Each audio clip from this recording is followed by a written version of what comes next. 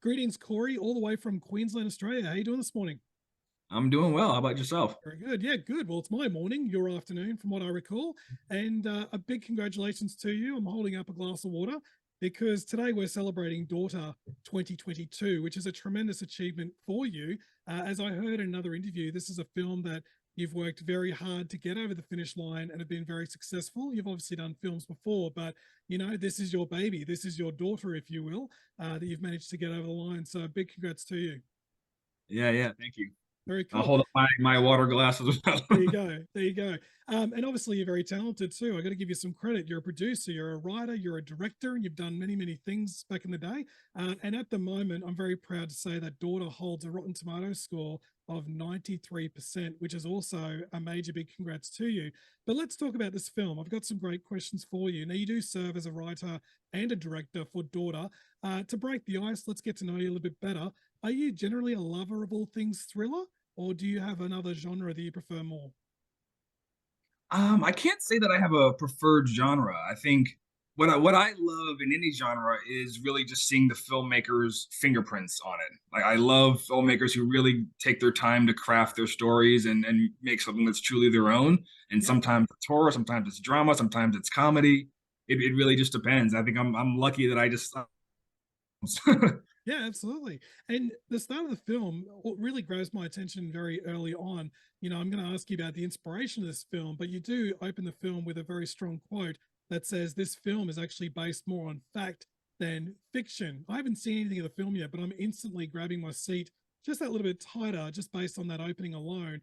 Is there any sort of inspiration for this film? Is there a backstory behind it as to how this film got made with that story?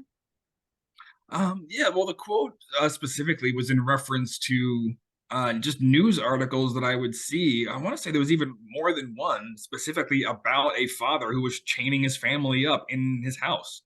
And that was Wow. something that I stumbled into, I want to say during the process of conceiving of the story. So I was already thinking of something along these lines and then found out this sort of thing was happening to people, and that's inspired the that title card. I think at that point I even wrote that into the script because it Tremendous. wasn't originally going to be part of it. But yeah, it was taking that, like the idea that some of the more horrific elements here are not is not the fantasy. It's not the stuff that was made up.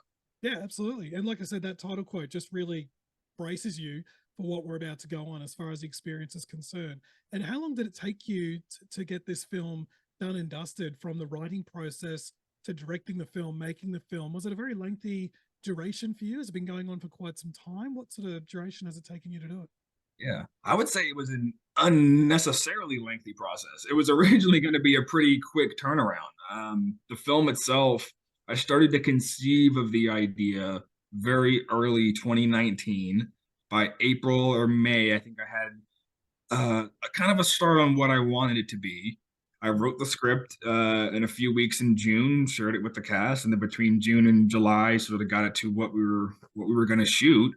We put everything together starting around that time, like knowing that I was writing it going to make it. So we were already started to raise the money and things like that. Yep. And we had pretty much everything ready to go for a September shoot that ended up just pushing back into October. So we Oh, filmed in October, wrapped by November 2019, and the yep. plan was we're going to be done up on the screens hitting festivals by fall of 2020. Wow. And then a global pandemic came along and said, nope, Mm, that's not going to happen. okay. And that became a really, really lengthy post production process at that point because every single step got delayed. Things that we thought we would have maybe had three or four things happening at once had to happen in sequence, and Yeah. it that ended up lasting, I think, until maybe the late summer, early fall of 2021. We were around saying like, okay, like this is going to be at least like the final film. We're almost done. There's a couple of little lingering things that ended up still taking until fall of 2020, a few weeks before we actually took the film to Fright Fest to premiere. That Yeah. that had actually finished. Like there were a couple of last minute editorial changes I needed to make about literally 2 weeks before Fright Fest. Okay. There you go. So apart from that journey of, some of the challenges, obviously COVID, I sort of suspected that might have come into play. But when it comes to making the film, what was actually the biggest challenge maybe on set? What was the biggest hurdle you had while actually filming and directing? Yeah. Well, that was another thing that was really out of our control. The biggest Mm. hurdle was about halfway into our shoot. What was only planned to be about a 13-day shoot. At I want to say it was on day 6, a brush fire broke out about 4 or 5 miles down the road from where we were filming, and we Okay. had to evacuate. We had to drop everything, evacuate. I'm grabbing film canisters, running for the door, like Yeah. every and that was it. So we lost that half day, and then the Oh, following day, going into the weekend, not knowing what was going to happen. We yeah, of didn't know if course. it would expand, just burn through the set, everything. We had no idea if we were going to be able to finish the film at all. And thankfully, we were able to go back on the following Monday and finish. But that, we couldn't get those days back. We couldn't get the day and a half back. There's no studio we can just go to Stu and say, hey, can we please have more money? That was just gone. And so we had to figure out a way, how do we finish the film without it? And so the Wow. final film that's going out is really only about 85% of what was scripted. And so Okay. there are a lot of reshuffling had to happen in the edit to find new cause and effect relationships for Mm. certain scenes, things that we just weren't ever able to do. We did try to do like a pickup version of one of the things that we had hoped to include, but it just didn't quite work out. And so, yeah, I would say Well, that based was definitely having seen the film personally, you wouldn't have known any of this stuff was going on behind the scenes. That's how well this film looks and how polished it is. And speaking about how good this film looks, I must give you an absolute respect for the visual side of things of this film. I hope this is the right sort of terminology, but there's a very unique kind of grindhouse look and feel about this film. I was sort of curious to understand more about these tremendous visuals and sort of understand why you chose this filming style and this kind of presentation for the entire duration. yeah. So I mean, a lot of the credit of that is shooting on Super 16. That Wow. was not a look that we created in post production. That was shooting on film, Yeah. and specifically shooting on film using older cameras. So we were not even using modern film cameras to shoot. We were working with a camera package from the early 90s, from like 1992, and just going with that old tech and deliberately wanting to move the camera in ways that it would have moved back in the 70s and 80s. Like really seeding this in that style of production so that the end result would hopefully be something that looks like it was actually made in a past decade instead of Yeah. just nostalgic for a past decade. And so a Yeah. lot of the visual language was a deliberate choice to give ourselves the limitations that a production would have had decades ago and see what happens. And so all the little like light leaks and pops and scratches on the film, like we didn't add any of that stuff. That's right. That came out of camera. And there's Yeah. a couple of little like flashes in the film where like you see like a big light leak or a big scratch or something like that before a scene cuts.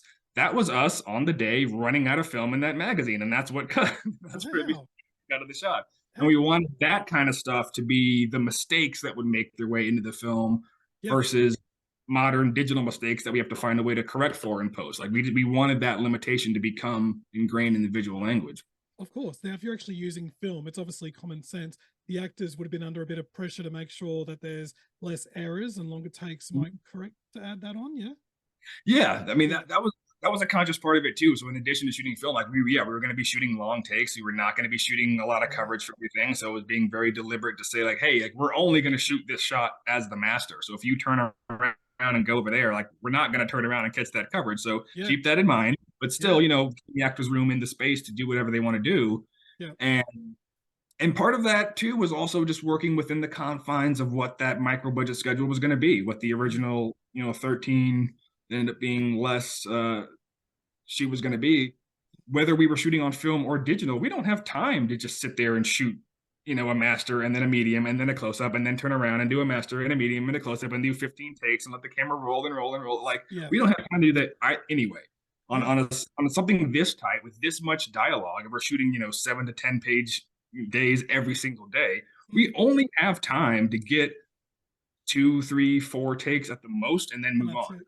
We Yeah. only have time to go out and shoot what I want the film to actually be in the edit, not having a bunch of backup plans. So it's like put all your time and attention into that Wow. and go for it. Definitely makes it a lot more appreciative when you know about, again, how you've achieved that rather than try and do digital effects and the list sort of goes on.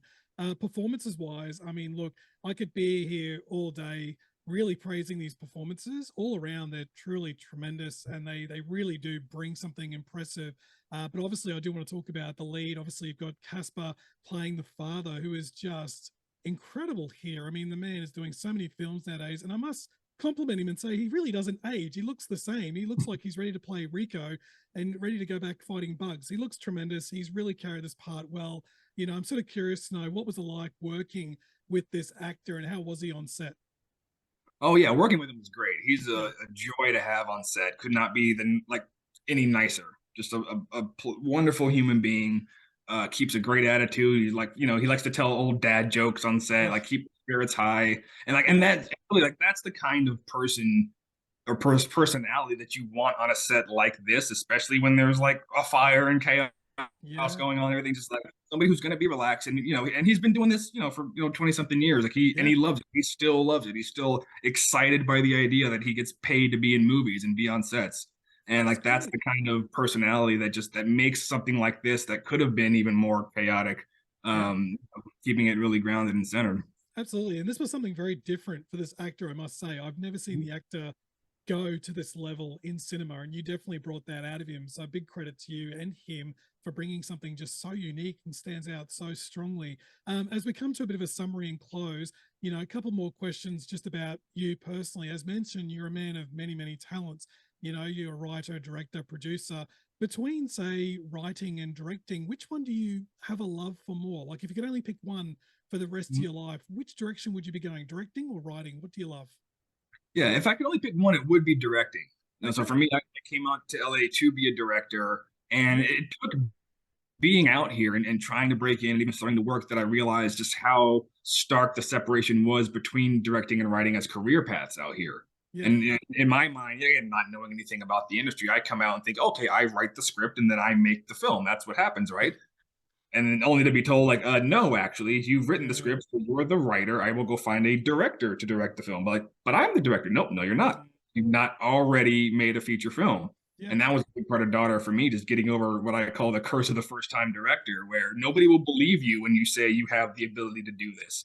I Yeah. could, I could write out the entire shot list of the film and technical and what lens everything's going to be. They'll say like, nope, you don't know how to do it until they can see something already done. Yeah. And so, I mean, for me, the ideal career path is to write and direct films because for me, Okay. that's always just been one thing. It's always been one creative expression that I get to bring to life. Yeah, tremendous. And here in Australia, we've actually got a lot of people that, you know, they're trying to make their first film. They're trying to basically go through the journey that you've achieved on today. You know, what sort of advice would you give those people, for those that are trying to get their first film off the ground? Is there like a word of advice that you can give them to give them a bit of encouragement? Yeah, absolutely. I think what I would say to focus on for your first one is just relying on what you have and the idea that I consider perfection to be a myth, but completion is measurable. You Yeah. can make something and it can be finished and you can point at it and say it's complete. But if you're chasing that idea of perfection, whether that be the perfect film or even the perfect environment to make a film with, or the perfect budget to make a film with, there's Mm, no such thing. yeah. But what you can make is the thing that you can point to and say is done. So Yeah. rely on what you have, whether that be the locations that are around you, your friends. Like this film would not have been possible if I wasn't already friends with Vivien and didn't already know Ian and Elyse, who I wrote the script for. I was going into a position of relying on talent that I knew was there that I could put on camera and show everybody else, look how talented my friends are. Yeah. So Tremendous. rely on stuff like that.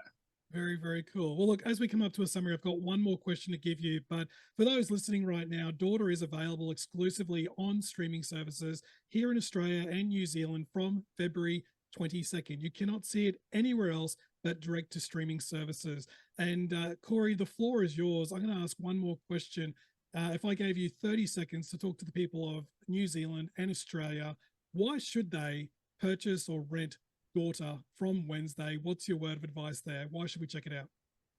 Check it out because it's something different. I think you're going to have an idea in your mind of what a kidnapping thriller might be, about what a Casper Van Dien starring film might be. And my intention with this film was to subvert all of those expectations. So I appreciate anybody who wants to check the film out. Thank you for doing so. I hope you go into it with an open mind and want to dig deeper into what the story has to offer, and hopefully you'll be pleasantly surprised.